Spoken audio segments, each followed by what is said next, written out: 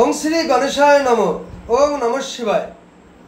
তো বন্ধুরা, আমি আমার এই ভিডিওতে খুবই সংক্ষিপ্ত আলোচনা করতে চলেছি মেষ রাশি এবং তার অশুভ ফল থেকে শুভ ফল পেতে মেষ রাশির মন্ত্র। তো বন্ধুরা, আমরা সকলেই জানি আমাদের এই সমগ্র পৃথিবী কিছু গ্রহ নক্ষত্রের কারকতায় সৃষ্টি। তো আমাদের জন্মছকে চন্দ্র যে ঘরে অবস্থান করে সেটি তার রাশি হয়ে থাকে। তো আমাদের এই রাশি যদি আমাদের জন্ম থেকে শুভ ঘরের শুভ অবস্থানে শুভ গ্রহের দৃষ্টিতে অবস্থান করে, তাহলে আমরা এই রাশির সার্বিক দিক থেকে শুভ ফল এবং সাকসেস সফলতা পেয়ে থাকি।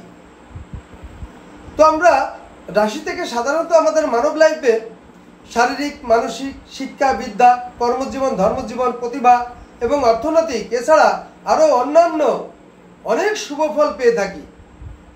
কিন্তু কারোর জন্মছকে যদি এই মেষ রাশি অধিপতি অশুভ গ্রহে অশুভ অবস্থান এবং অশুভ গ্রহের দৃষ্টিতে অবস্থান করে, তাহলে সার্বিক দিক থেকে নানা রকম অশুভ ফল ঘটতে থাকে।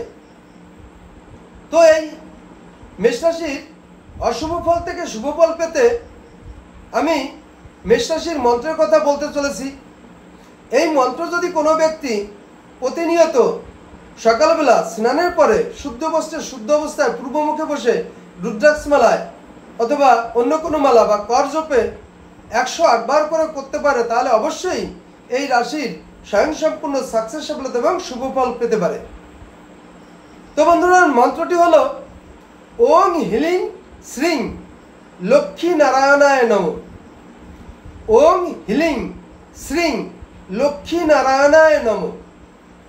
তো বন্ধুরা, এছাড়া মেষ রাশির আরও শুভ ফল পেতে এবং 100% শুভ ফল পাওয়ার জন্যে আমরা যদি প্রতিনিয়ত সকালবেলা স্নানের পরে শুদ্ধ বস্ত্রে শুদ্ধ অবস্থায় শুদ্ধ আসনে পূর্বমুখে বসে ইষ্ট গণপতির সামনে ধূপদীপ জেলে ভক্তি ভরে রুদ্রাক্ষ মালায় অথবা অন্য কোনো মালায় বা কর জপে 108 বার প্রতিনিয়ত এই ইষ্ট গণপতির মন্ত্র জপ করতে পারি, তাহলে আমরা এই মেষ রাশির সার্বিক দিক থেকে স্বয়ং সম্পূর্ণ সাকসেস সফলতা এবং শুভ ফল পেতে পারি।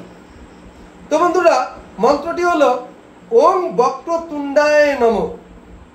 তো বন্ধুরা, আমি আবার বলছি ওং বক্রতুণ্ডায় নমঃ। তো বন্ধুরা, এই ছিল মেষ রাশি এবং তার প্রতিকার সম্পর্কে সংক্ষিপ্ত আলোচনা।